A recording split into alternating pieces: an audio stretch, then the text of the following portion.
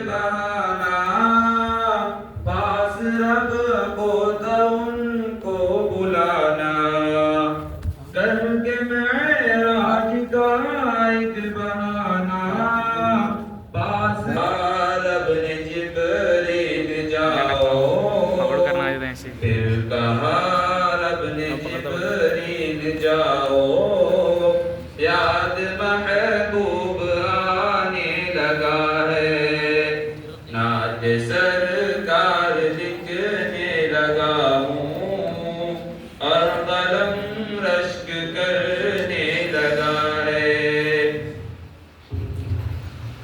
ان کے روزے پہ حور و ملک کا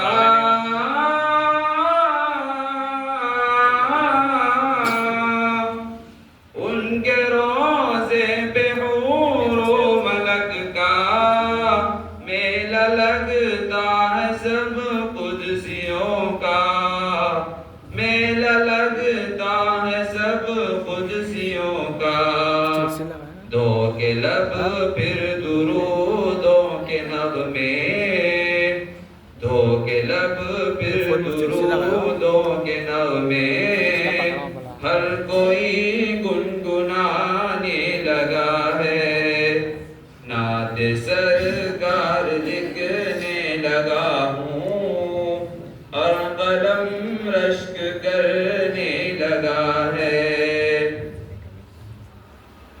اعلیٰ اخلاق پر ان کے شاہد اور عظمت پر نازاں ہے قرآن اعلیٰ اخلاق پر ان کے شاہد اور عظمت پر نازاں ہے قرآن ان کے دامن کے دھبے پہ روشن ان کے دامن کے دھبے پہ روشن چاند بھی رشک کرنے لگا ہے نعت سرکار لکھنے لگا ہوں اور قلم رشک کرنے لگا ہے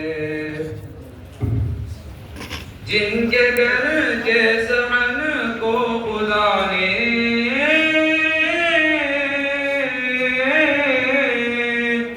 جن کے گھر کے صحن کو خدا نے باغ جنت کا ٹکڑا بنایا باغ جنت کا ٹکڑا بنایا ان کے قدموں کی برکت سے روزہ ان کے قدموں کی برکت سے روزہ فخر جنت پہ کرنے لگا ہے نعت سرکار لکھنے لگا ہوں اور قلم رشک کرنے لگا ہے ذہن ان کے تصور میں گم ہے اور تخیل مہکنے لگا ہے السلام علیکم ورحمۃ اللہ وبرکاتہ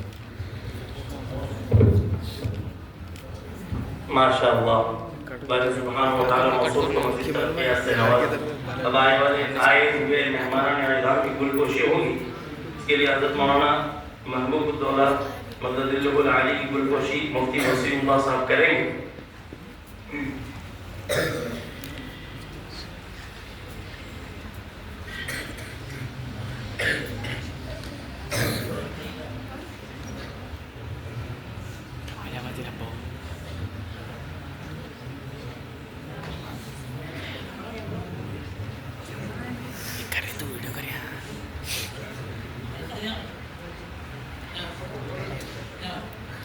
مجھے کام کو لائے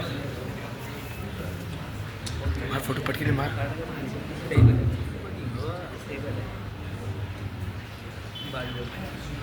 مولانا سلیم صاحب کی گلگوشی مولانا محبوب الدولہ صاحب کریں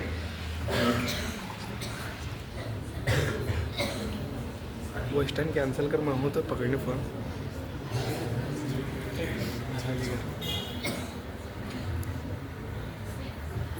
کیا ٹائپ کروں ڈاؤن لائن مولانا فضل الرحمان صاحب کی گلگوشی مفتی نصر اللہ صاحب کریں گے. ಗಿಟೆ ಗಿಟೆ ಅದು ಕತ್ತಿ ಮಾಡ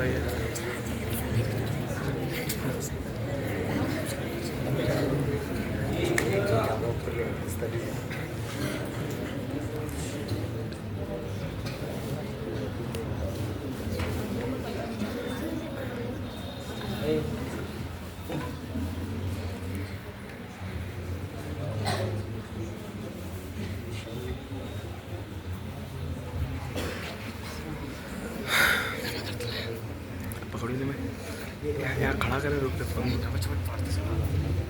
खड़ा कर यहाँ नहीं देख दे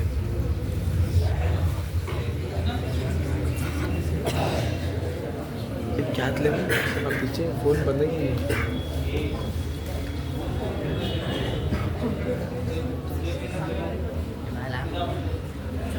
पकड़ अन्य पकड़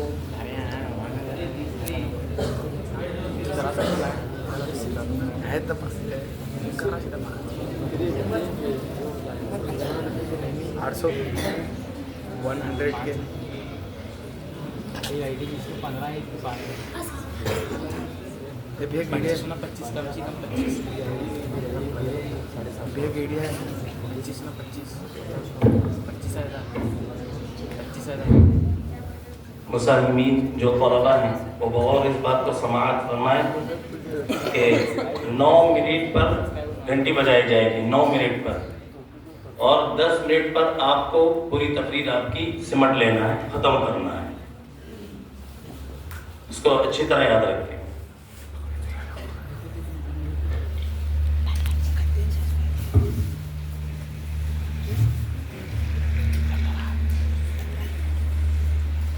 अब हम जलसे की कार्रवाई को आगे बढ़ाते हुए असल मकसद की तरफ आए, इसलिए जलसे का इनेकाद हुआ है. बितरतीब मुसाहिमीन के नाम लिए जाएंगे और जिसका नाम लिया जाए वो आए और तरतीब में. सबसे पहले मैं तकरीर पेश करने के लिए अमीर हमजा उगार मुतालिम दौर हदीस को दावत देता हूँ, वो आए और तकरीर पेश करें. अपने वक्त को ख्याल में रखें. 9 मिनट पर घंटी बजाई जाएगी और 10 मिनट पर अपनी तकरीर को ख़त्म करना है, क्योंकि 10 मिनट से ज़्यादा भी अगर तकरीर होगी तो नंबर कटेंगे, उससे कम भी होगी तो नंबर कटेंगे.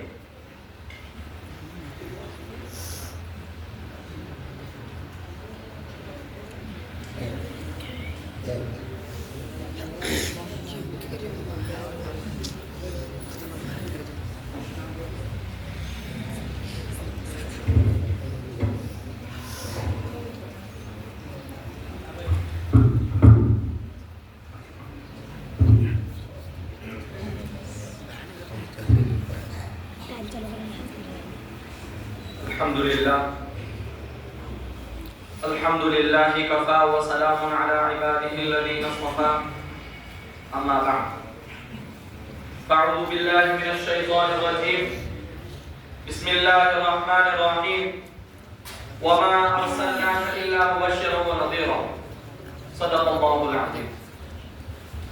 वो दानाए सुबुल ख़तमुर रुसुल मौलाए कुल जिसने वो दानाए सुबुल ख़तमुर रुसुल मौलाए कुल जिसने गुबारे राह को बख्शा फराग़े वादी सीना. निगाह इश्क व मस्ती में वही अव्वल वही आखिर. निगाह इश्क व मस्ती में वही अव्वल वही आखिर. वही क़ुरआ वही फ़ुरक़ा वही यासीन व मुताहा. हज़रत गिरामी, मैं इस बज़्म-ए बहार में सीरत नबी सल्लल्लाहु अलैहि वसल्लम के मुतालिक कुछ अर्ज़ करना चाहता हूँ, इस उम्मीद के साथ कि मेरी बातों को बगौर सुना जाए. हज़रात, इस्लाम जब फारान की चोटी से फैलना शुरू हुआ और आप सल्लल्लाहु अलैहि वसल्लम अपनी रोशनी से दुनिया वालों को मुनव्वर करने लगे तो बातिल परस्तों में खलबली मच गई. सारी कुव्वत व ताकत दिल व दिमाग नूर इस्लाम के बुझाने में सर्फ करने लगे. रास्तों पर कांटे बिछाकर, पत्थरों से दबाकर, तपती हुई जमीन पर सुलाकर, आग के अंगारों पर लिटाकर, फांसी के फंदों पर चढ़ाकर, घर बार उजाड़कर प्यारे नबी सल्लल्लाहु अलैहि वसल्लम की आवाज को दबाने की कोशिश करने लगे, मगर हक की आवाज रोज बरोज बढ़ती जा रही थी. हजरत, सन 7 नबी मुहर्रम का महीना है कि मक्का के तमाम लीडरों ने मिलकर एक मीटिंग की. अबू जहल ने पूरी कौम को ललकारा कि ए गयूर अरबो, جس کو ہم بچوں کا کھیل سمجھ رہے تھے، آج وہ ہماری عزت و آبرو کے لیے طوفان بن چکا ہے۔ جس دین کا چرچا محمد کر رہے تھے، ان کے ماننے والوں کی تعداد روز بروز بڑھتی جا رہی ہے، ہمارے خدا کی توہین کی جا رہی ہے، جھٹلایا اور ٹھکرایا جا رہا ہے۔ اس لیے عرب کے بہادروں، اب پوری طاقت سے آگے بڑھو، ورنہ وہ دن دور نہیں کہ مکہ سے ذلیل و خوار ہو کر نکلنا پڑے گا۔ ابو جہل کی تقریر نے پوری قوم کو گرما دیا، طرح طرح کی تدبیریں پیش کی گئی۔ بڑی دیر کے بعد یہ ہولناک تدبیر پاس ہوئی کہ محمد اور ان کے ماننے والوں کا بالکل بائیکاٹ کر دیا جائے، ان سے خرید فروخت، سلام کلام، لین دین بالکل بند کر دیا جائے۔ چنانچہ ایک عہد نامہ لکھ کر خانہ کعبہ پر لٹکا دیا گیا۔ یہ پوری قوم کا فیصلہ تھا، اس کے خلاف کرنے کا کسی کو اختیار نہ تھا، کسی کی مجال نہ تھی۔ مسلمانوں کو شیبے تعلیم میں بند کر دیا گیا۔ مسلمانوں میں بچے، بوڑھے، جوان، عورتیں سب تھے۔ کھانے کے سامان دھیرے دھیرے ختم ہو گئے، درختوں کے چھالے کھا کھا کر، کانٹے چبا چبا کر دن بتانے لگے۔ صرف ایک دن کے لیے پابندی ایام حج میں ڈالی گئی۔ مسلمان گھاٹی سے باہر آ گئے، کپڑے پھٹ گئے، آگے دھس گئی، قدم لڑکھڑا رہے تھے، لیکن قربان جاؤ مسلمانوں پر جن کے زبان پر کوئی شکایت نہ تھی۔ مسلمانوں کی خستہ حالت دیکھ کر کفار پہنا لگا رہے تھے اور کہہ رہے تھے کہ اے مسلمانوں، کیوں تم اپنے آبا و اجداد کا دین چھوڑ کر ہلاک و برباد ہو رہے ہو؟ تم اب بھی محمد کا ساتھ چھوڑ دو، ہم تم پر سے یہ ساری پابندیاں ڈالیں گے۔ مگر مسلمانوں نے جواب دیا، اے کفار سن لو، ہم حق پا چکے ہیں، ہم دربار محمد میں اقرار محمد کر چکے ہیں، ہم پر اسرار محمد کھل چکے ہیں، گفتار محمد نے ہمیں محو کر دیا ہے، انوار محمد سے ہم فیضیاب ہو چکے ہیں، لہٰذا ہم طوفان سے ٹکرا سکتے ہیں، خون کا دریا بہا سکتے ہیں، آگ کے بستر پر سو سکتے ہیں، بھوک سے تڑپ تڑپ کر دم توڑ سکتے ہیں، مگر مصطفیٰ کی رسالت کا انکار نہیں کر سکتے۔ اس ابتلا و آزمائش کے بعد میں پورے 3 سال مکمل ہونے والے ہیں۔ عورتوں کی آنکھیں دھس گئی، جوان بھوک سے چکرانے لگے، پھول جیسے بچے اپنی ماؤں کی گود میں تڑپنے لگے۔ اس گھاٹی کا سب سے چھوٹا بچہ عقیل اچانک اپنی آنکھیں کھولتا ہے اور اپنی امی سے کہتا ہے کہ میں بھوک سے مر جاؤں گا، ماں مجھ کو بچا لو ورنہ میں مر جاؤں گا۔ ماں کے ضرورت کا بندھن ٹوٹ جاتا ہے، وہ بے تحاشا اپنا سر زمین پر پٹکنے لگتی ہے، لوگ سنبھالنے لگتے ہیں اور کہتی رہتی ہے کہ مجھے چھوڑ دو، میں اپنے دستے جگر سے پہلے مرنا چاہتی ہوں۔ میرے دوستوں، یہ ایک واقعہ نہیں بلکہ ہزاروں سینکڑوں واقعات تاریخ کے اندر موجود ہیں کہ صحابہ کرام رضوان اللہ علیہم اجمعین نے اپنی جان کی پرواہ نہ کی۔ کتنے مسائل اور آرام آئے لیکن دین سے نہیں ہٹے۔ اس کی ایک مثال حضرت خبیب رضی اللہ عنہ کو جب قید کر لیا گیا اور قید کر کے انہیں پھانسی کی سزا سنائی گئی، اور جب پھانسی کی سزا سنائی گئی اور پھانسی دینے کے لیے جب ان کو لے جایا گیا تو حضرت خبیب رضی اللہ عنہ نے کہا، کفاروں سے کہا کہ مجھے 2 رکعت نماز پڑھنے کی اجازت دیجیے۔ جب 2 رکعت نماز سے فارغ ہو چکے تو کہا کہ اگر تمہارے گمان نہ ہوتا کہ خبیب موت کے در سے نماز کا مطالبہ کر رہا ہے تو میں اور نماز پڑھنے کو چاہتا۔ لہٰذا جب سولی پر چڑھانے کے لیے لے جایا گیا تو کفار کہہ رہے تھے کہ اے خبیب، اگر تم اپنی جان کی پرواہ کرتے ہو، اگر تم نجات پانا چاہتے ہو تو اب بھی محمد کا ساتھ چھوڑ دو، اپنے آبا و اجداد کا دین اختیار کر لو، ہم تم پر سے ساری پابندیاں ڈالیں گے، ہم تم نجات دیں گے۔ مگر اس عاشق رسول کا اپنے سینے پر ہاتھ رکھ کر اس عاشق رسول کا جواب سنیے۔ اس عاشق رسول نے جواب دیا، ارے بے وقوف، ایمان اور لذت سے بیگانے، ارے بے وقوف، ایمان اور لذت سے بیگانے، محمد اور محمد کی محبت کو تو کیا جانے؟ کہاں برداشت دیکھی ہے تو نے شہدائے محمد کی، کہاں برداشت دیکھی ہے تو نے شہدائے محمد کی، خلش برداشت نہیں کر سکتا پائے محمد کی۔ یہ سب کچھ گوارا ہے مگر یہ نہیں دیکھا جا سکتا، یہ سب کچھ گوارا ہے مگر یہ نہیں دیکھا جا سکتا کہ ان کے پاؤں تلے ایک کانٹا بھی چوب جائے۔ دنیا والوں ذرا سوچو کیسی سنگین گھڑی تھی، کتنا بھیانک منظر تھا، مگر مصطفیٰ کی باتوں سے منہ نہ موڑا۔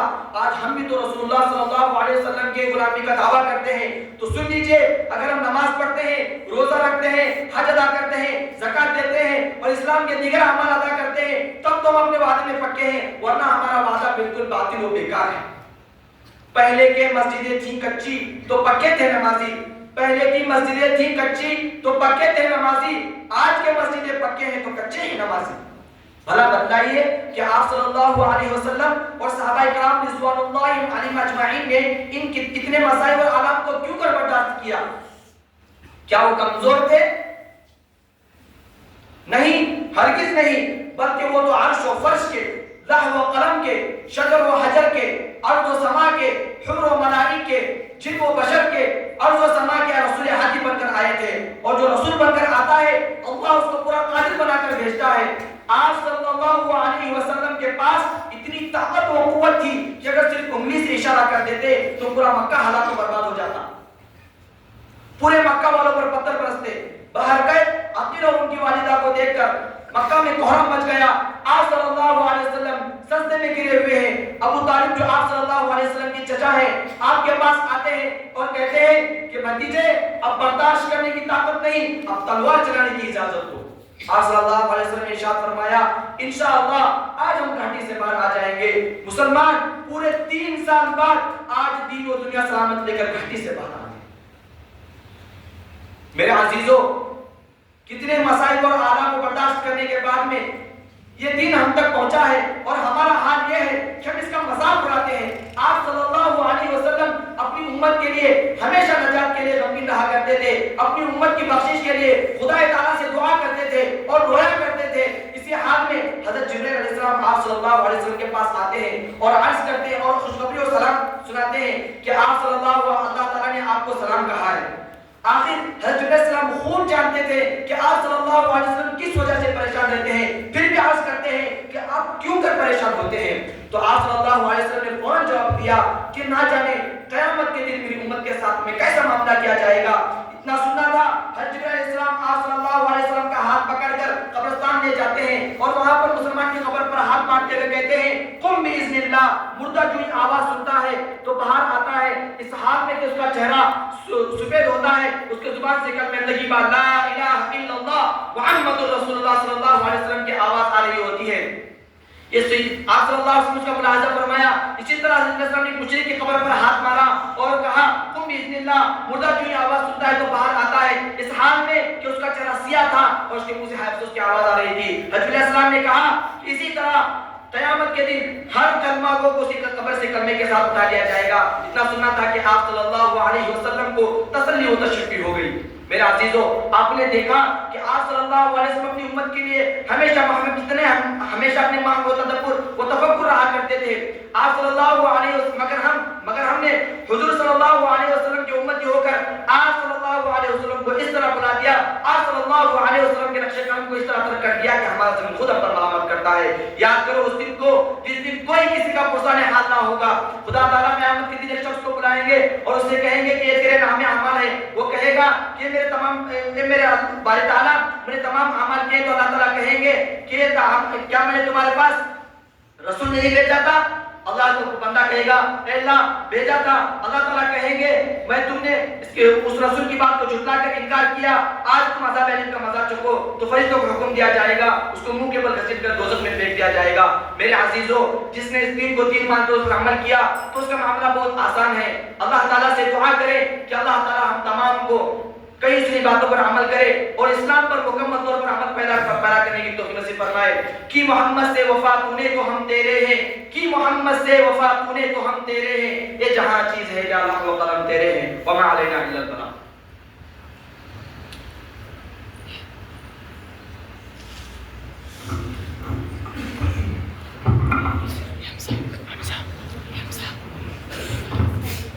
عبد الرزاق پرمانند واڑی متعلم عربی ششو. کلیئرٹی برابر نہیں سی.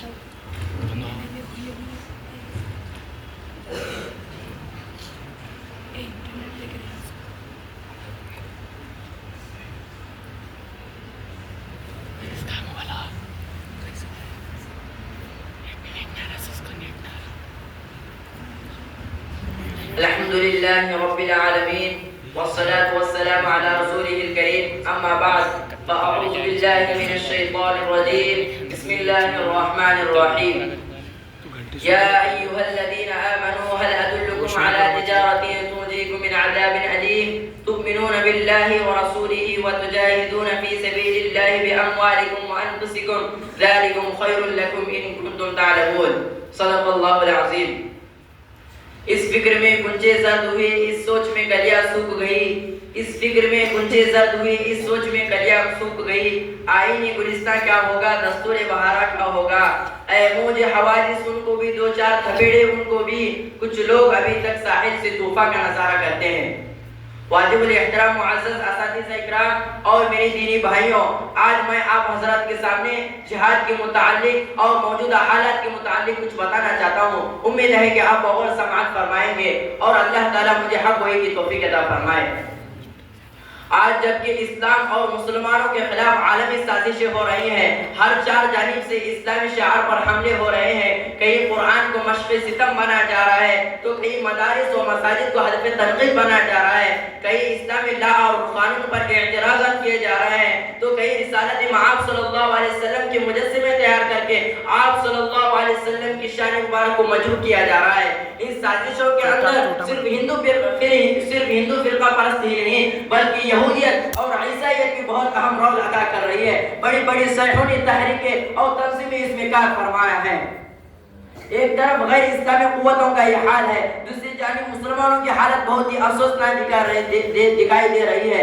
جمود و تعطل کی کیفیت طاری ہے، جوش و جذبہ ابھرتے ہوئے نظر نہیں آتا، حوصلے اور ولولے بالکل عنقا ہے۔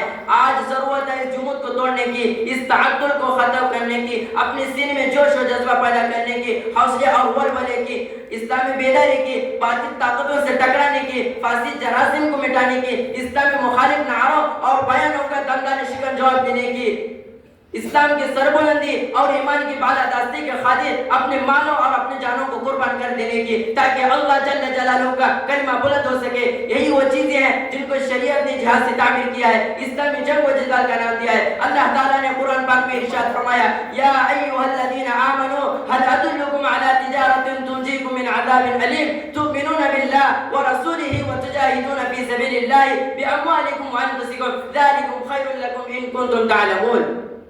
ابو داؤد شریف کی روایت ہے، جناب مدنی کریم صلی اللہ علیہ وسلم نے ارشاد فرمایا، جاہدوا المشرکین باموالکم وانفسکم والسنتکم، کہ تم مشرکین سے اپنے مالوں اور اپنے جانوں اور اپنے زبانوں کے ذریعے جہاد کرو۔ میرے غیر مسلمانوں، آج ہمارے سامنے ملک کے حالت نے واضح کر دیا ہے۔ بابل مسجد کی مسماری نے، قرآن کریم پر اعتراضات نے، رسالت مآب صلی اللہ علیہ وسلم کی اہانت نے، مسلم نوجوانوں کے قتل نے، ماؤں اور بہنوں کی عصمت دری نے یہ ثابت کر دیا ہے، کفر کی اشاعت و تبلیغ کے اشتعال انگیز بیانات نے بالکل حجت تام کر دیا ہے کہ ہمیں اس ملک کے اندر کوئی مذہبی آزادی حاصل نہیں ہے۔ اگر اسلامی آزادی کا مقصد یہ ہے کہ جو چاہے نماز پڑھے، جو چاہے نمازیوں کا گلا گھونٹ دے، جو چاہے صحابہ رضی اللہ عنہ پر بد زبانی کرے، جو چاہے ہمارے علماء کے خلاف بیان دے، جو چاہے ہمارے مساجد و مدارس کو منہدم کر دے، جو چاہے سود کے حلت کے فتوے و اخبارات رسائل میں رقم کر کے جو چاہے ہمارے مساجد و مدارس کو منہدم کر دے، جو چاہے جہاد کی ٹریننگ پر روک لگا دے، جو چاہے ہمارے نوجوانوں کو فحاشی اور عریاں میں ڈبو دے، جو چاہے ہماری مذہبی کتابوں پر بیٹ لگا دے، ایسی آزادی کو ہم کل بھی لعنت بھیجتے تھے اور آج بھی لعنت بھیجتے ہیں۔ ہمیں آزادی چاہیے صرف اور صرف رب کے کلمے کی آزادی، ہمیں آزادی چاہیے رب کے نظام کی آزادی، ہمیں آزادی چاہیے علماء کے تقدس کی آزادی، ہمیں آزادی چاہیے دین کے بالادستی کی آزادی، ہمیں آزادی چاہیے اسلام کے لا اور قانون کی آزادی، ہمیں آزادی چاہیے کہ سپریم کورٹ سے لے کر ایک عام عدالت تک رب کا قانون ہوگا، نبی کا دستور ہوگا، قرآن کا قانون ہوگا، صحابہ کا نظام ہوگا۔ اللہ اکبر۔ برادر ملت اسلامیہ، ایک طرف بابل مسجد گرتی ہے، دوسری طرف رام مندر کی تعمیر ہوتی ہے، ایک طرف کشمیر کے مسلمانوں کا خون ہوتا ہے، ایک طرف بوسنیا کے مسلمانوں کا خون ہوتا ہے، دوسری طرف کشمیر کے نوجوانوں سے خون کی ہولی کھیل جاتی ہے۔ اگر کوئی صدائے جہاد بلند کرتا ہے،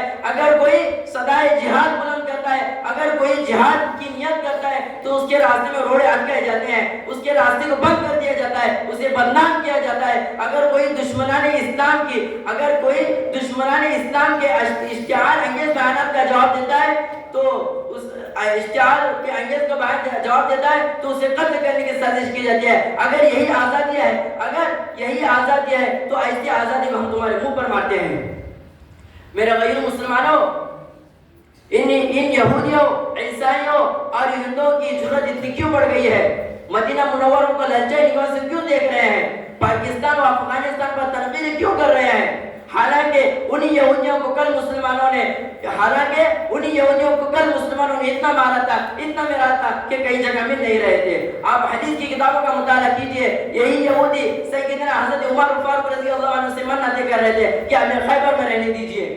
جب حضرت عمر فاروق رضی اللہ عنہ نے ان کو وہاں سے نکالنے کا فیصلہ کیا تو ایک بڑے یہودی نے آ کر کہا، اے امیر المؤمنین، اے حضرت عمر فاروق رضی اللہ عنہ، آپ ہی کے سامنے تو حضور صلی اللہ علیہ وسلم نے کہا تھا کہ ان یہودیوں کو خیبر میں رہنے دو، تو آج ہمیں پھر کیوں نکال رہے ہیں؟ تو حضرت عمر فاروق رضی اللہ عنہ نے جواب دیا، اے دشمن خدا، مجھے حضور صلی اللہ علیہ وسلم کا ایک فرمان یاد ہے، مجھے یہ بھی یاد ہے کہ اللہ کے نبی کریم صلی اللہ علیہ وسلم نے تیری طرف اشارہ کر کے کہا تھا کہ وہ دن بھی آئے گا کہ مسلمان تم کو خیبر سے نکالیں گے، اس لیے میں تم کو خیبر سے نکالوں گا، خیبر کو تم سے پاک کروں گا۔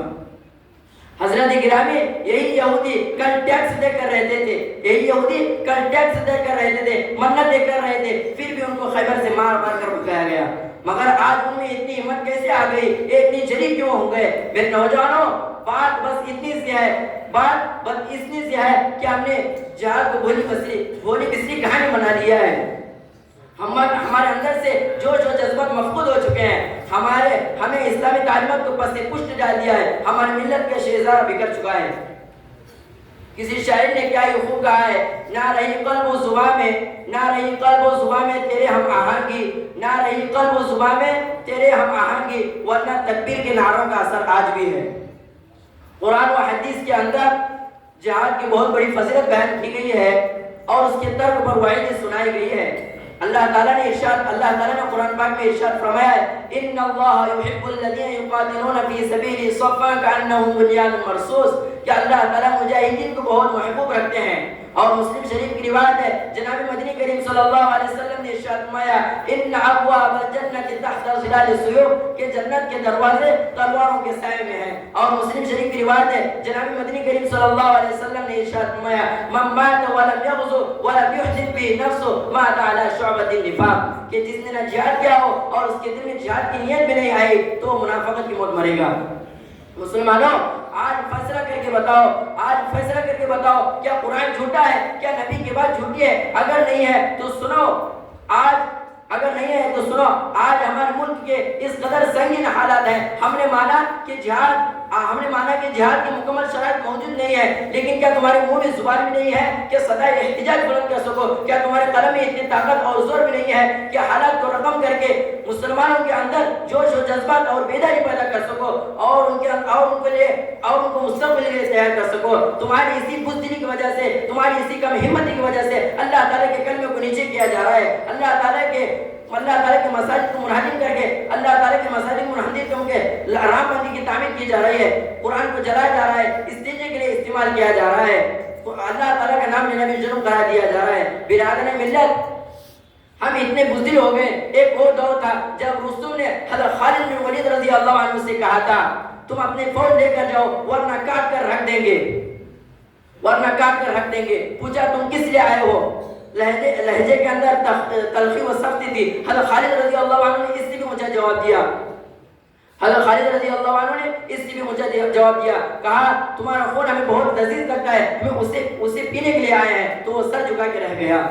اسی طرح روم کے بادشاہ ناصر نے ہارون رشید کی طرف خط لکھا، اب ہم عادت ہو چکے ہیں، ٹیکس ادا نہیں کریں گے۔ تو جواب تحریر فرمایا، مضمون یہ تھا، اللہ کے نام سے شروع کرتا ہوں، ہارون رشید کی جانب سے رومی کتے کے نام۔ مسلمان جواب سنایا نہیں کرتا بلکہ دکھایا کرتا ہے، تو میرا جواب سنے گا نہیں بلکہ اپنے آنکھوں سے دیکھے گا۔ تو پھر ہارون رشید نے اپنے لشکر کے ساتھ ناصر کے ساتھ سرحد پر چڑھائی کر دی اور ناصر دوبارہ جزیہ دینے کے لیے تیار ہو گیا۔ میں اپنی اس چھوٹی سی تقریر کو ختم کرنا چاہتا ہوں۔ وآخر دعوانا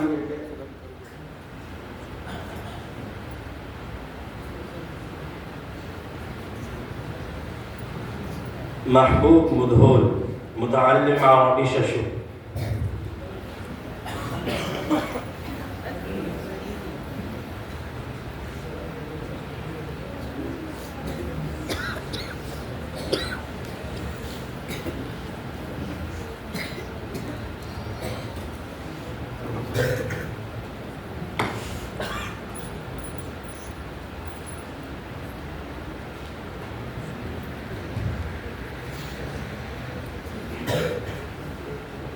نحمده ونصلي على رسوله الكريم أما بعد فقد قال تبارك وتعالى في القرآن المجيد والفرقان الحميد أعوذ بالله من الشيطان الرجيم بسم الله الرحمن الرحيم سبحان الذي خلق الأزواج كلها مما تنبت الأرض ومن أنفسهم ومما لا يعلمون وآية لهم الليل نسلخ منه النهار فإذا هم مظلمون والشمس تجري لمستقر لها ذلك تقدير العزيز العليم والقمر قدرناه منازل حتى عاد كالعرجون القديم صدق الله العظيم.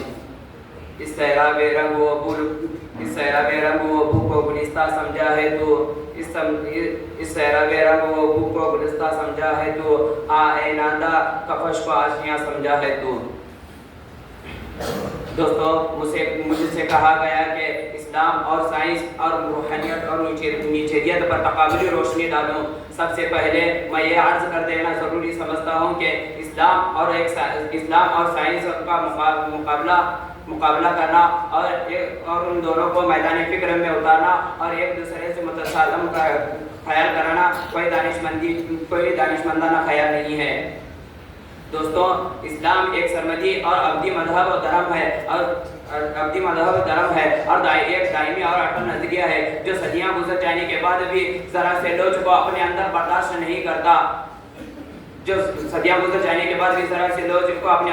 نہیں کرتا اسی آب و تاب کے ساتھ کھلتا اور چمکتا رہے گا جس طرح تقریباً 1400 صدی پہلے چمکا تھا.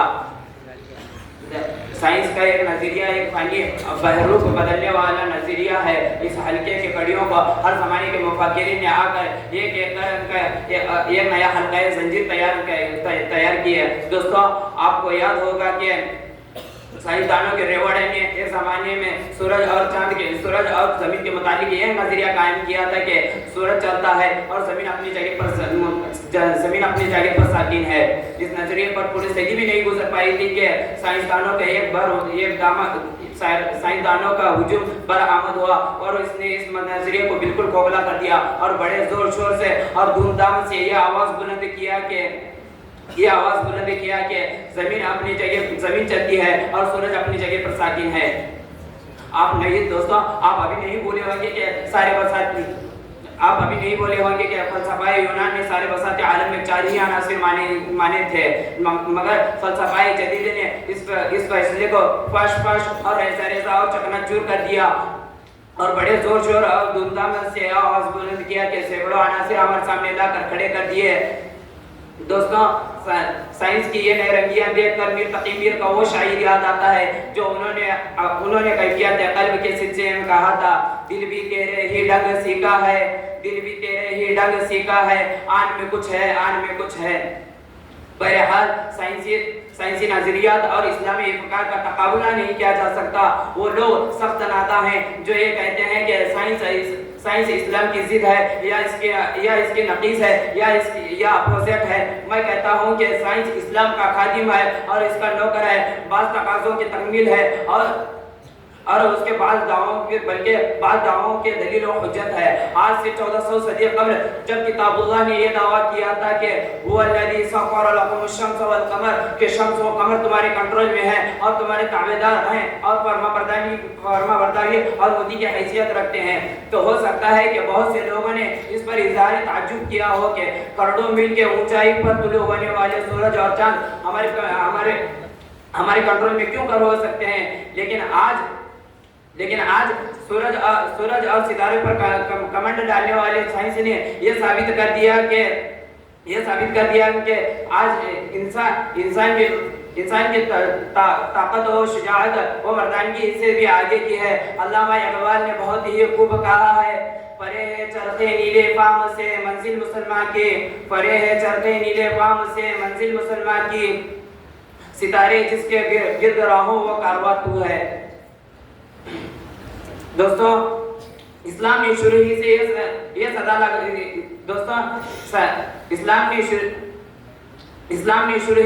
صدا لگائی تھی کہ چاند ایک مخلوق ہے اور اس میں کوئی معبود بننے کی کوئی صلاحیت اور طاقت نہیں ہے اور ایسے مذہب والوں کو ضرور سائنسدانوں پر دانت پیسنی چاہیے کہ سائنسدانوں نے جا کر ان کے معبودوں کے کندھوں پر سواری لے لی اور چند دیوتا کو پیروں سے روند آئے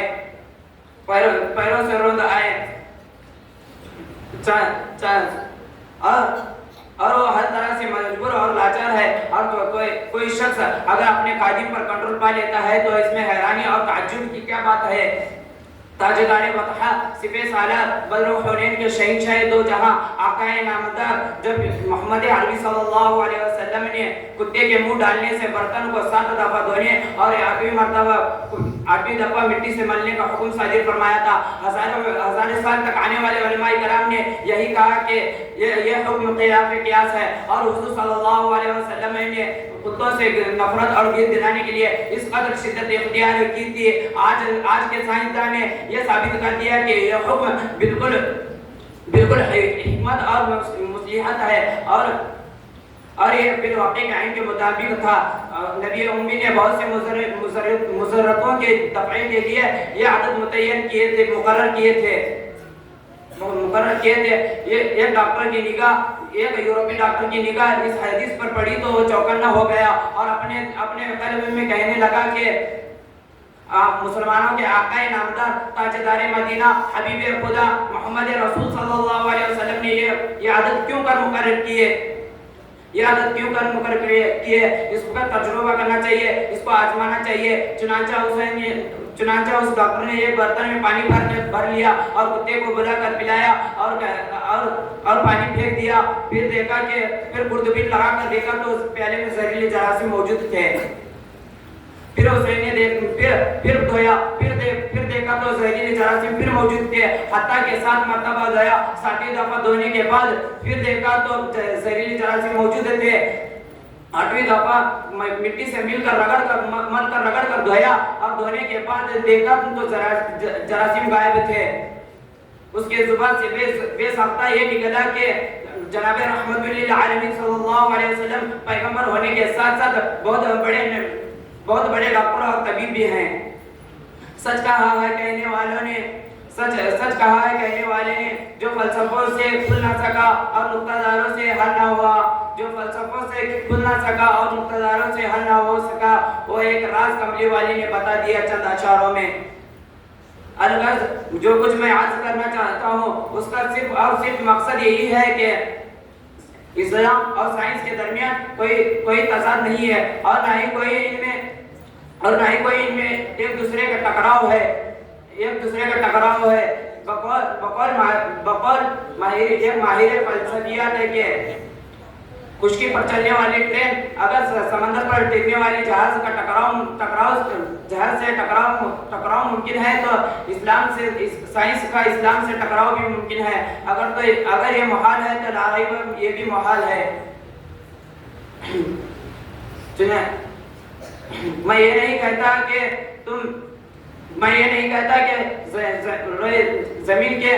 زمین کے معدنیات کے تحقیق و تفتیش نہ کی جائے. میں یہ نہیں کہتا کہ زمین کے کوئی چپے اور گوشے کے آثار قدیمہ پر سراغ نہ لگایا جائے. میں کہتا ہوں کہ تم سب کچھ ضرور کرو اور خدا خود قرآن میں کہتا ہے فَسِيرُوا فِي الْأَرْضِ فَانظُرُوا كَيْفَ كَانَ عَاقِبَةُ الْمُكَذِّبِينَ کہ زمین پر چل پھر کر دیکھو اور معائنہ کرو اور وہاں کے کنڈرات تم کو بتائیں گے کہ پیغمبروں کے خلاف آنے والے قوموں کا کیا ہوا اور ان کا عاقبت اور انجام کیا ہوا. میں اپنی تقریر کو ختم کرتا ہوں. وآخر دعوانا ان الحمدللہ رب العالمین.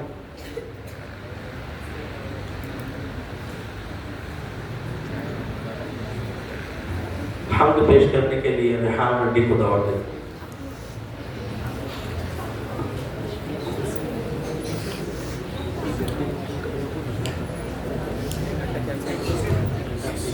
السلام علیکم ورحمۃ اللہ وبرکاتہ.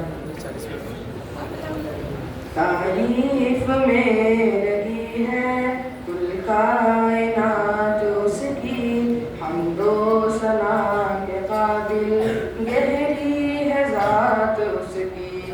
تعریف میں لگی ہے کل کائنات اس کی، گہری ہے ذات اس کی تاریکیاں دلوں کی مٹتی ہے جن کو پڑھ کر قرآن ہے وہ روشن ایک بات اس کی تاریکیاں دلوں کی مٹتی ہے جن کو پڑھ کر قرآن ہے وہ روشن ایک بات اس کی اپنے لیے یہی ہے اس زندگی کا مقصد ہم بندگی کریں گے ساری حیات اس کی تعریف میں لگی ہے کل کائنات اس کی حمد و ثنا کے قابل گہری ہے ذات اس کی اس کا ہر ایک پہلو 100 پہلوان گرائے تب ہم پہ کھل سکی ہے جملہ صفات اس کی اس کا ہر ایک پہلو 100 پہلوان گرائے تب ہم پہ کھل سکی ہے جملہ صفات اس کی اے کاش یہ ارادہ تکمیل کو بھی پہنچے میں لو لگائے بیٹھوں دن ہو کے رات رب کی تعریف میں لگی ہے کل کائنات اس کی حمد و ثنا کے قابل گہری ہے ذات اس کی میں لکھتا جا رہا ہوں سب پڑھتے جا رہے ہیں سامان دہر بقا ہے حمدیات اس کی میں لکھتا جا رہا ہوں سب پڑھتے جا رہے ہیں سامان دہر بقا ہے حمدیات اس کی موجے مچل مچل کے وحدت کے نغمے گائے بہتی ہے خاک قسمیں میلو فرات اس کی تعریف میں لگی ہے کل کائنات اس کی حمد و ثنا کے قابل گہری ہے ذات اس کی گمراہ اس کا ہونا ممکن نہیں ہے حافظ جس شخص کو میسر ہو تعلیمات اس کی گمراہ اس کا ہونا ممکن نہیں ہے حافظ جس شخص کو میسر ہو تعلیمات اس کی تعریف میں لگی ہے کل کائنات اس کی حمد و ثنا کے قابل گہری ہے ذات اس کی تعریف میں لگی ہے کل کائنات اس کی حمد و ثنا کے قابل گہری ہے ذات اس کی السلام علیکم ورحمۃ اللہ وبرکاتہ ماشاء اللہ سیف اللہ کرجی متعلم عربی ششور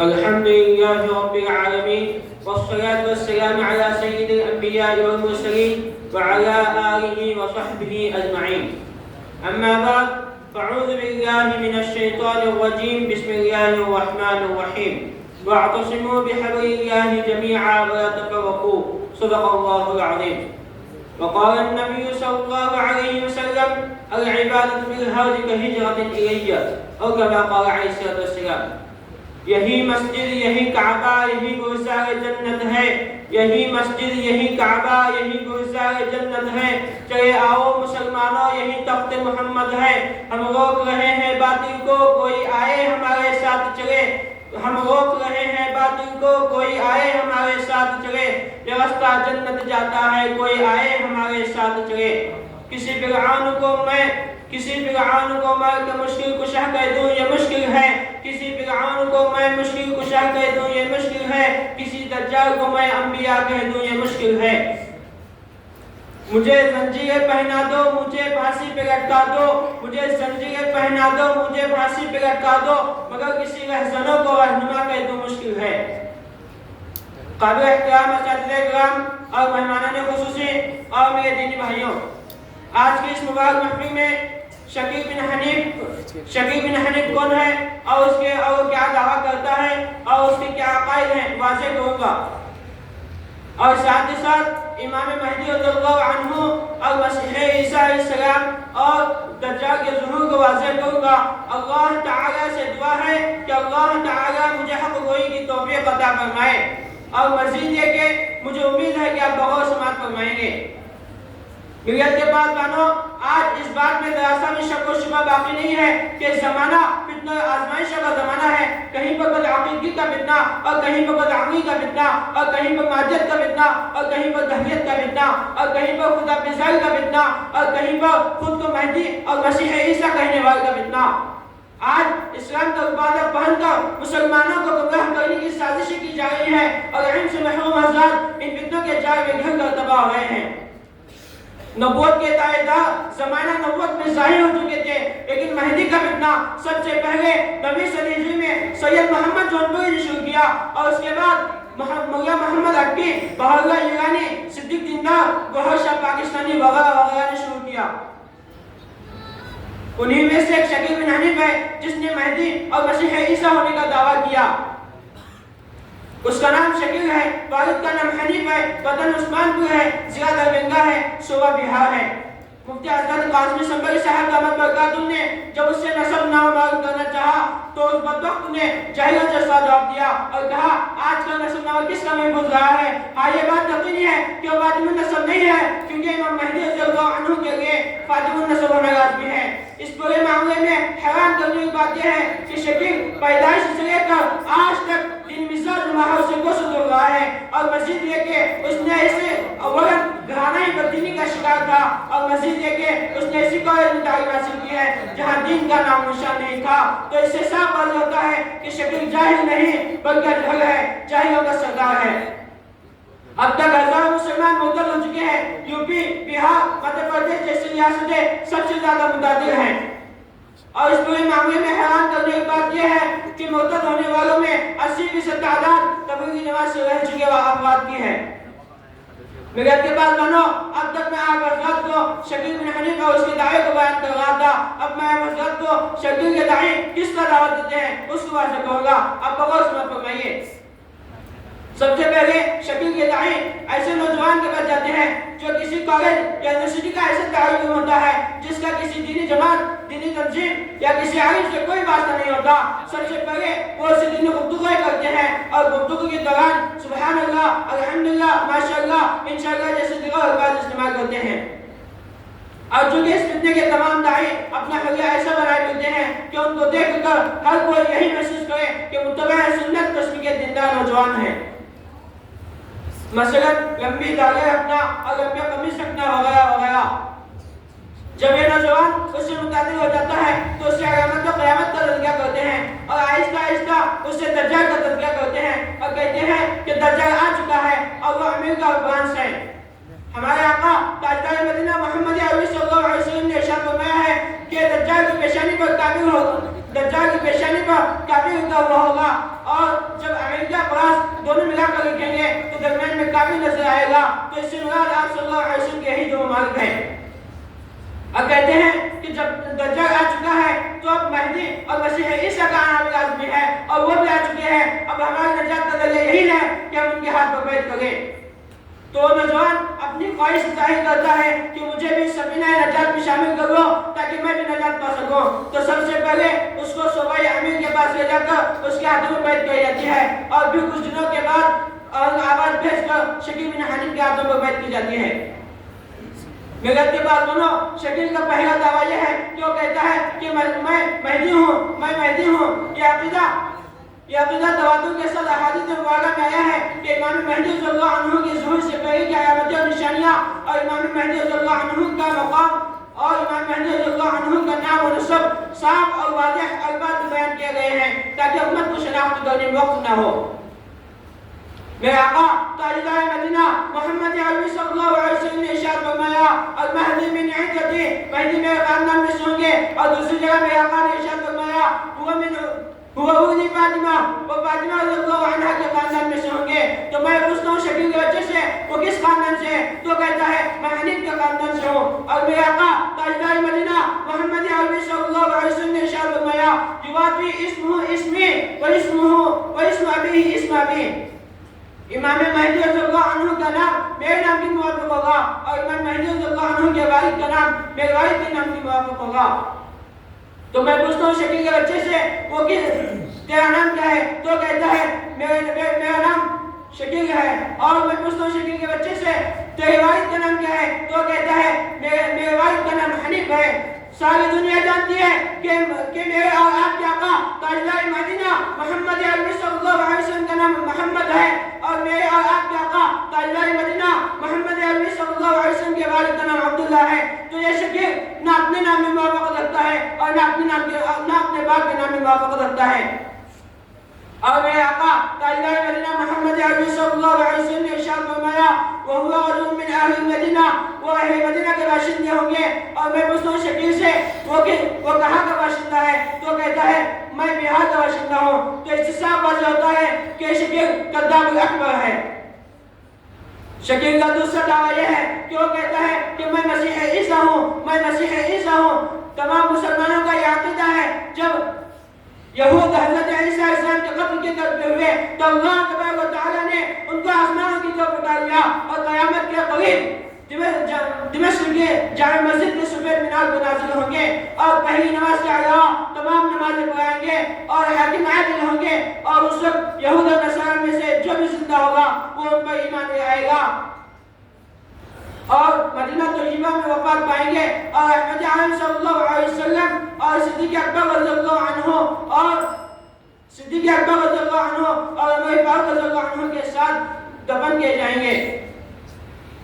مگر کے بعد بنو اب میں حضرت کو دجال کے بارے میں کچھ مختصر عرض کرنا چاہتا ہوں کہ دجال اتنا بڑا فتنہ ہے کہ تمام انبیاء علیہ السلام نے اس کے فتنے سے تمام اپنی امتوں کو آگاہ کیا ہے.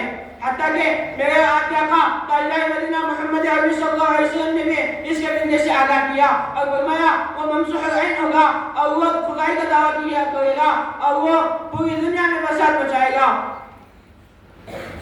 اللہ تعالیٰ سے دعا ہے کہ اللہ تعالیٰ ہمیں شکیل بن حنیف کے فتنے سے اور دجال کے فتنے سے ہماری حفاظت فرمائے. وما علینا الا البلاغ.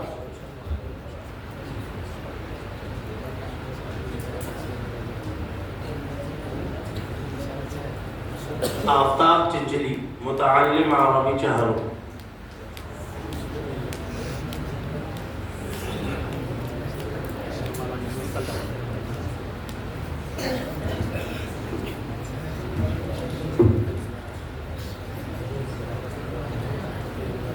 الحمد لله رب العالمين والصلاة والسلام على سيد المرسلين وعلى آله وصحبه أجمعين.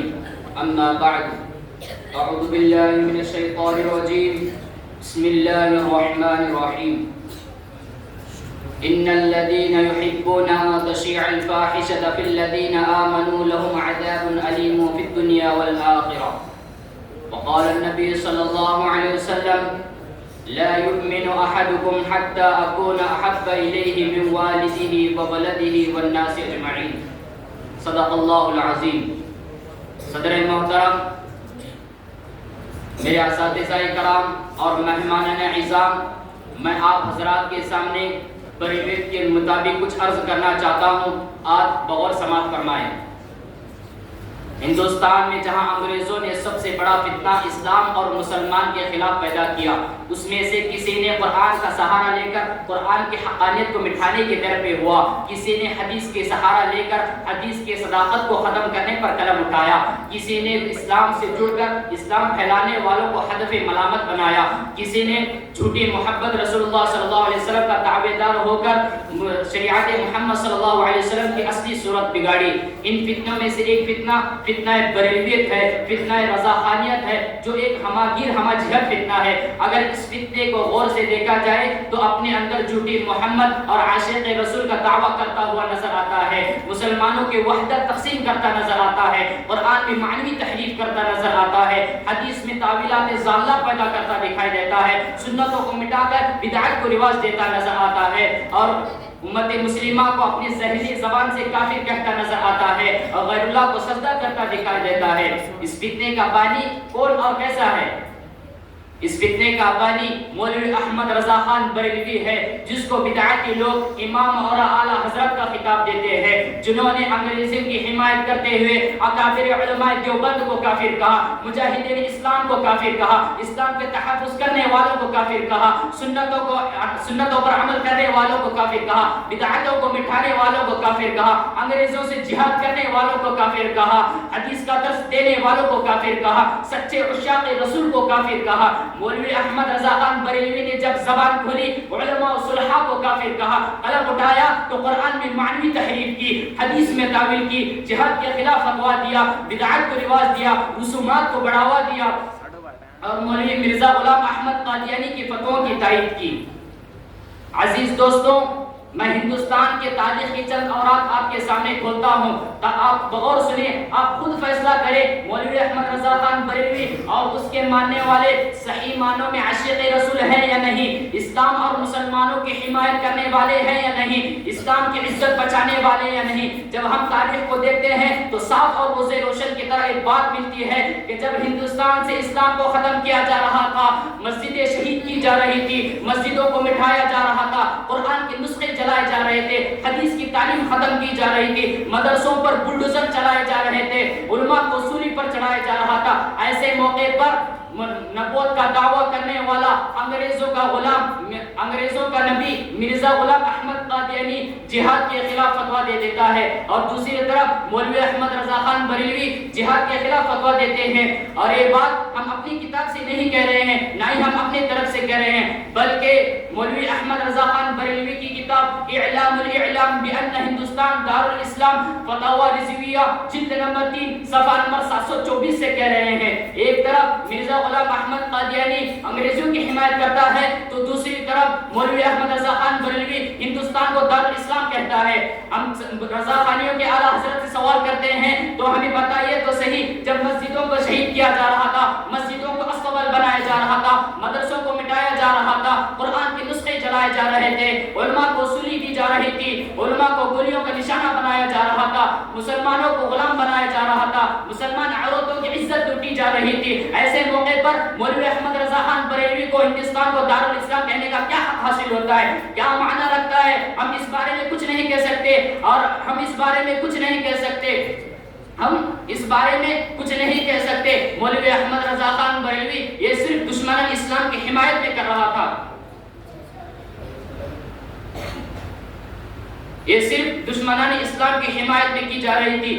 جب مولوی احمد رضا خان بریلوی کی کتاب کی اہمیت مسلمانوں کے نزدیک نہ سمجھی گئی، مولوی احمد رضا خان بریلوی کی آخرکار تدبیر مکمل طور پر کامیاب نہ ہوئی تو ان تمام چیزوں کو بالائے طاق رکھ کر ایک نیا طریقہ اختیار کیا گیا، ایک نئی چال چلی گئی جس کو دیکھ کر مسلمان حیران و پریشان ہو گئے۔ وہ طریقہ کیوں اختیار کیا گیا؟ جس سے مسلمانوں کے وحدت کا شیرازہ بکھر گیا۔ وہ طریقہ کیا تھا؟ وہ طریقہ یہ تھا کہ وہ علماء جو انگریز کے خلاف میدان میں نکلے ہوئے تھے، جہاد کے لیے نکلے ہوئے تھے، یہ نکلنا تخت حاصل کرنے کے لیے نہیں تھا، بلکہ دشمنان اسلام سے مقابلہ کر کے ہندوستان میں اسلام کو بچانے کے لیے تھا، ان مسلمانوں سے توق غلامی کو نکالنے کے لیے تھا۔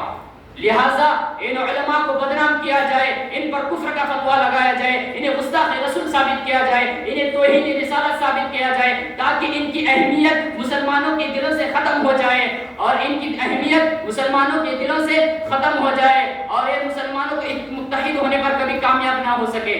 یہ طریقہ تھا جس کو مولوی احمد رضا خان بریلوی نے اختیار کیا تھا۔ ہمارے اکابر علماء دیوبند کی کتابیں تقویت الایمان صراط مستقیم، حفظ الایمان، تحذیر الناس وغیرہ وغیرہ سامنے رکھ کر عبارت کاٹ چھاٹ کرنا شروع کر دیتا ہے، صحیح عبارت کو غلط مرتب کرتا ہے، کفریہ عبارت بناتا ہے اور رخت سفر باندھ کر کفر کا فتویٰ لانے کے لیے مکہ کا سفر کرتا ہے۔ افسوس کی بات ہے، تعجب کی بات ہے، جب لوگ مکہ گئے تو ایمان لائے، لوگ مکہ گئے تو قرآن لائے، لوگ مکہ گئے حدیث سیکھ کر آئے، روزے کی زیارت کر کر آئے، گناہوں سے پاک ہو کر آئے، مرضی خدا پر چلنے کا سبق لے کر آئے، اتحاد و اتفاق سے رہنے کا سبق لے کر آئے۔ افسوس کی بات ہے ان رضاخانیوں کے اعلیٰ حضرت پر جنہوں نے مقدس سرزمین کو دھوکہ دے کر جھوٹ بول کر کفر کا فتویٰ لایا۔ جب مولوی احمد رضا خان بریلوی کے کارنامے ایک شریف انسان سنتا ہے تو اس کا کلیجہ دہل جاتا ہے، گناہ عظیم سمجھتا ہے، علماء حرمین کو جھوٹ بول کر فریب دے کر کفر کا فتویٰ لایا۔ اگرچہ مولوی احمد رضا خان بریلوی ایک بات بخوبی جانتا تھا، جس پر ہم کفر کا فتویٰ لگا رہے ہیں وہ ذات حضرت شاہ اسماعیل شہید دہلوی کی ہے، جو قسم کھا لے خدا ان کے قسم کو حنس نہ ہونے دے۔ مولوی احمد رضا خان بریلوی ایک بات بخوبی جانتا تھا جس پر ہم کفر کا فتویٰ لگا رہے ہیں، وہ شخصیت حضرت قاسم نانوتوی کی ہے، جس کا دل عشق رسول سے لبریز تھا۔ جب مدینہ پہنچتے احترام نبی صلی اللہ علیہ وسلم کے اپنے جوتے اتارتے اور کہتے میں ایسے سرزمین مقدس سرزمین پر جوتے پہن کر کیسے چلو جہاں میرے نبی صلی اللہ علیہ وسلم کے قدم مبارک پڑے ہوں۔ مولوی احمد رضا خان بریلوی ایک بات بخوبی جانتا تھا جس پر ہم کفر کا فتویٰ لگا رہے ہیں، وہ شخصیت جس پر ہم کفر کے گولی ڈالی جا رہی ہے حضرت تھانوی کے ہے، جنہوں نے پوری زندگی احیاء سنت، بدعات اور رسومات کو بیخ کنی کے لیے کتابوں پر کتابیں لکھ ڈالی۔ مولوی احمد رضا خان بریلوی ایک بات بخوبی جانتا تھا جس پر ہم کفر کا الزام لگا رہے ہیں، وہ محدث جلیل القدر شیخ العرب و عجم مولانا حسین احمد مدنی ہے، جنہوں نے 18 سال ممبر رسول صلی اللہ علیہ وسلم پر بیٹھ کر درس حدیث دیا۔ ایک شریف انسان یہ سوچنے پر مجبور ہے کہ مولوی احمد رضا خان بریلوی نے ان پر کفر کا فتویٰ کیوں لگایا۔ ذرا سوچئے تو ذرا، جو ناموس رسالت کی حفاظت کے لیے شہید ہوا ہو، اسلام کی حقانیت کے لیے شہید ہوا ہو، اسلامی تعلیمات کو پھیلانے کے لیے اپنے شاگرد پیدا کیے ہو، وطن عزیز کو آزادی دلانے کے لیے اور مسلمانوں کو غلامی سے نکالنے کے لیے پیدا ہوا ہو، ایسے ہستیوں پر کفر کا فتویٰ کیوں لگایا گیا؟ بس یہی تک نہیں، اب آگے سنیے مولوی احمد رضا خان بریلوی نے ان جلیل القدر صحابیوں پر کفر کا فتویٰ ایک کہہ کر لگایا کہ یہ گستاخ رسول ہیں، یہ وہابی ہیں، یہ نجدی ہیں، یہ وطن کے دشمن ہیں۔ یہ ٹھیک ہے، ہم رضا خانیوں کے اعلیٰ حضرت سے پوچھتے ہیں کہ وہ اکابر علماء دیوبند وطن کے دشمن تھے، وطن کے دشمن تھے، تو ذرا بتائیے تو صحیح آپ کے اعلیٰ حضرت کے اندر انصاف کی بات کوئی ہوتی اور اتحاد اتفاق چاہتے تھے، مسلمان وطن سے وفادار تھے، تو کفر کا فتویٰ لانے کے لیے مکہ کیوں گئے؟ یہی وجہ تھی جس کے وجہ سے تمہارے اعلیٰ حضرت پر پابندی لگوائی گئی، یہی وجہ تھی جو تمہارے اعلیٰ حضرت کے قرآن ترجمے پر پابندی لگائی گئی۔ ہم پر کوئی پابندی نہیں ہے، اس لیے نہ ہی ان کا کوئی برا کہا، نہ ہی آپ صلی اللہ علیہ وسلم کے شان میں توہین کی۔ ہم مکہ میں بھی ملیں گے، ہم مدینے میں ملیں گے، ہم حرم میں بھی ملیں گے، ہم جہاں دیکھو گے وہیں ملیں گے۔ ہم اکابر علماء کو دیکھو، ہمارے اسلاف کو دیکھو، جہاں کوئی حرم میں تفسیر کرتا ملے گا، کوئی دعوت تبلیغ کرتا ملے گا، کوئی مکہ کے گلیوں میں سنت کو زندہ کرتے ملے گا۔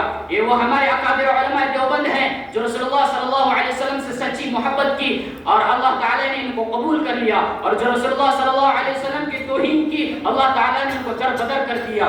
کسی نے کیا یہ خوب کہا ہے دین احمد سے عداوت و ایمان کیسا، دین احمد سے عداوت و ایمان کیسا، کفر جو کعبے سے لائے وہ مسلمان کیسا۔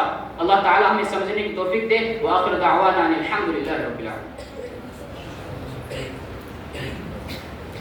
مزمل کرچی متعلم عربی چہر۔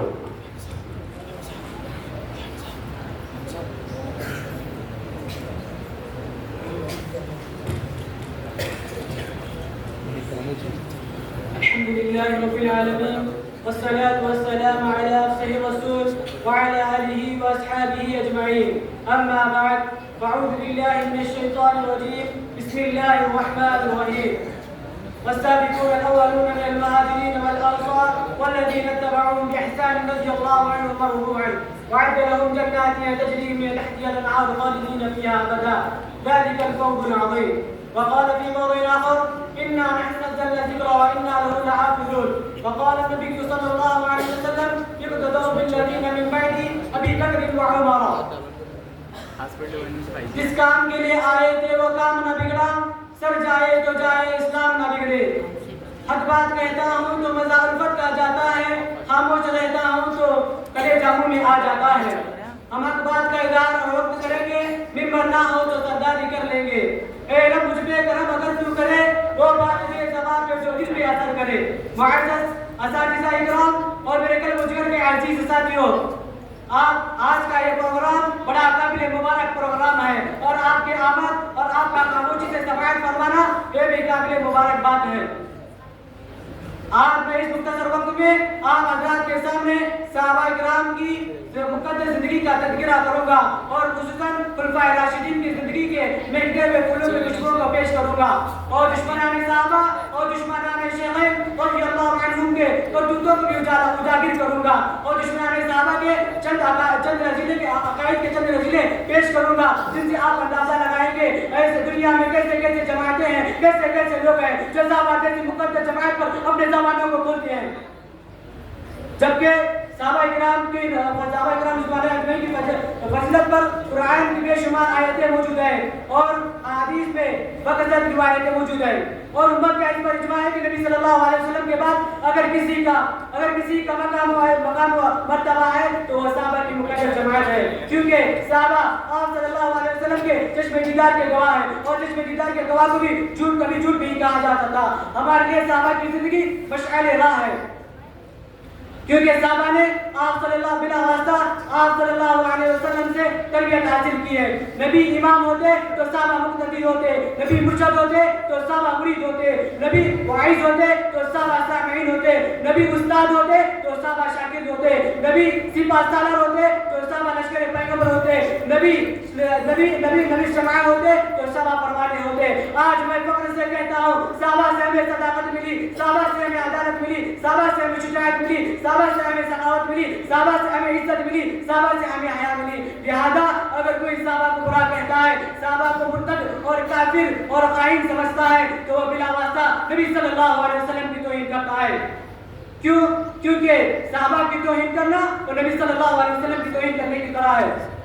ایک بات بتاتا ہوں, آپ سنتے چلیے, کسی نے نبی صلی اللہ علیہ وسلم کے شان میں غلو کیا اور کسی نے نبی صلی اللہ علیہ وسلم کے شان میں توہین کی. توہین کرنے والا بھی خطرے میں ہے اور شان میں غلو کرنے والا بھی خطرے میں ہے.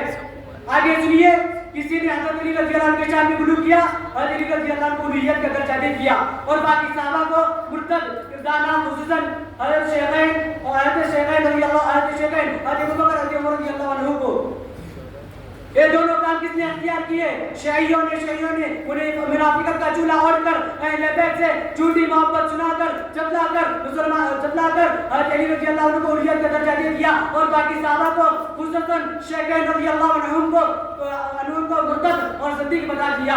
ایک مثال آپ حضرات کے سامنے پیش کرتا ہوں جس سے آپ اندازہ لگائیں گے دنیا میں, جس سے آپ اندازہ لگائیں گے جو شیعیوں نے صحابہ کے متعلق اور حضرت ابو بکر حضرت عمر رضی اللہ عنہ کے متعلق کیا عقائد ہے اور کیا نظریہ ہے. شیعی کی تفسیر قلمی میں ایک آیت, تفسیر قلمی قرآن کی آیت وَكَذَلِكَ جَعَلْنَا لِكُلِّ نَبِيٍّ عَدُوًّا شَيَاطِينَ الْإِنسِ والجن کے تحت قلم کے نوک سے حضرت ابو بکر حضرت عمر رضی اللہ عنہ کی توہین میں زیر ہوتے ہیں. لکھتے ہیں کہ نبی کی امت میں جو شیاطین پیدا کیے جاتے ہیں, پہلے تو نبی کو اذیتیں پہنچاتا, نبی کو اذیتیں اور تکلیفیں پہنچاتا ہے, پھر نبی صلی اللہ علیہ وسلم کے وفات کے بعد لوگوں کو گمراہ کرتا ہے.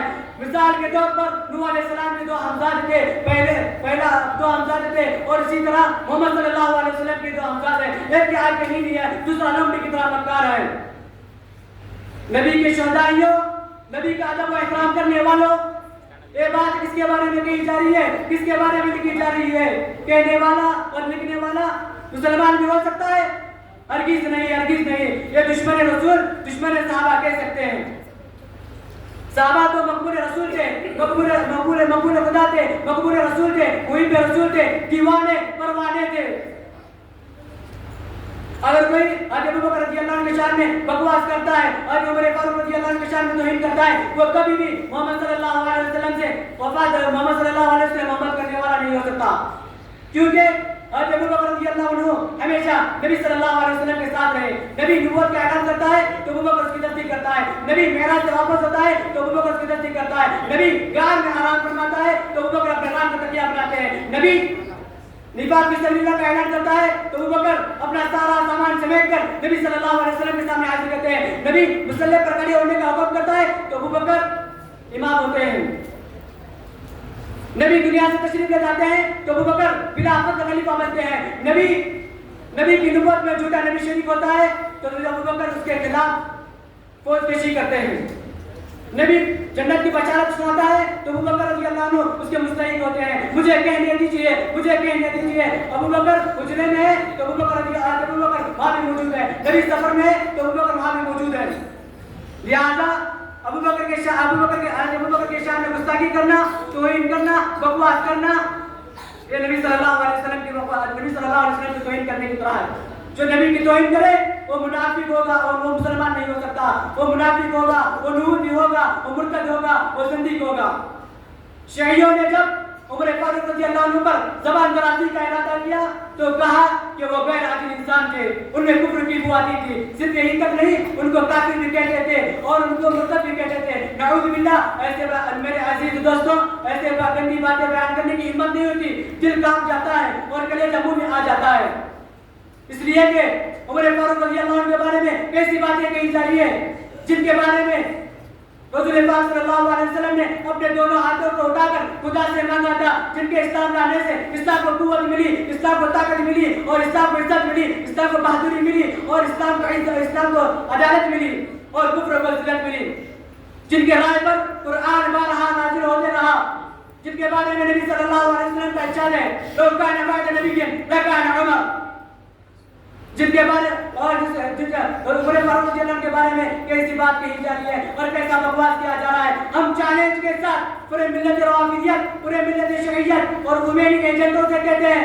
حضرت ابوبکر، حضرت عمر رضی اللہ عنہ کی توہین کر کے تم مسلمان نہیں ہو سکتے، ایسے بکواس باتیں کرنا اسلام کے عقائد کے خلاف ہے، ایسے دل آزار باتیں کرنے سے نبی صلی اللہ علیہ وسلم کے ذات پر دھبا لگتا ہے، ایسے باتیں صحابہ کے متعلق اور نبی کے صحابہ کے متعلق اور ابوبکر اور عمر رضی اللہ عنہ کے متعلق ایسے کہہ سکتا ہے تو وہ منافق، وہ نصرانی، وہ یہودی، وہ دشمن رسول، وہ دشمن قرآن، وہ دشمن صحابہ، وہ دشمن اسلام نہیں کہہ سکتا ہے۔ اگر آج کوئی شیعہ، کوئی روافی، کوئی شیعہ، کوئی کمیونٹی ایجنٹ کہتا ہے تو ہم اسے کھیل کر کھل کر کہہ سکتے ہیں اس کا تعلق اسلام سے نہیں ہے، اس کا تعلق قرآن سے نہیں ہے، اس کا تعلق رسول اللہ صلی اللہ علیہ وسلم سے نہیں ہے، لیکن ہاں اس کا تعلق ابن سبا سے ہو سکتا ہے، اس کا تعلق یہودی سے ہو سکتا ہے، اس کا تعلق نصرانی سے ہو سکتا ہے، اس کا تعلق دشمن رسول، دشمن صحابہ، دشمن اسلام سے ہو سکتا ہے۔ شیعہ یہ وہ فرقہ ہے، یہ وہ جماعت ہے جو رسول صلی اللہ علیہ وسلم کا دشمن ہے۔ اس کے بانی کون ہے؟ اس کے بانی کون ہے؟ مذہب شیعہ کے بانی کوئی مفسر نہیں ہے، کوئی مسلمان نہیں ہے، کوئی محدث نہیں ہے، اس کے بانی عبداللہ ابن سبا ہے، وہ منافق، وہ یہودی ہے، یہ وہ شخص ہے جو رسول کا دشمن ہے، جو صحابہ کا دشمن ہے، حضرت ابوبکر، حضرت عمر رضی اللہ عنہ کو برا بنا کہتا ہے اور حضرت عثمان غنی کے خون سے ہولی کی، حضرت علی رضی اللہ عنہ کو حریت کا درجہ دے دیا، اور بھی بہت سارے عقائد ہیں ان کے مذہب شریعت کے جن کا بیان کرنے کا وقت نہیں ہے، مجھے مختصر کا وقت دیا گیا تھا اور میں ان کو بڑے فائدے کی ایک بات بتاتا ہوں۔ سب سے بڑے فائدے کی بات یہ ہے کہ شیعیوں نے نکاح مدعا کرنے کی اجازت دے کر مدعا نکاح اجازت دے کر زنا کو حلال کر دیا، لیکن قرآن اس کی سزا بتاتا ہے اور زنا کرنے کی سزا بتاتا ہے اور نکاح مدعا کو ناجائز کہتا ہے۔ اللہ تعالیٰ سے دعا ہے کہ ہم سبھی کو اس جرم عظیم سے حفاظت فرمائے اور قرآن کے طریقے پر چلنے اور صحابہ کرام رضی اللہ اجمعین سے سچی پکی محبت کرنے کی توفیق عطا فرمائے۔ وما علینا الا البلاغ۔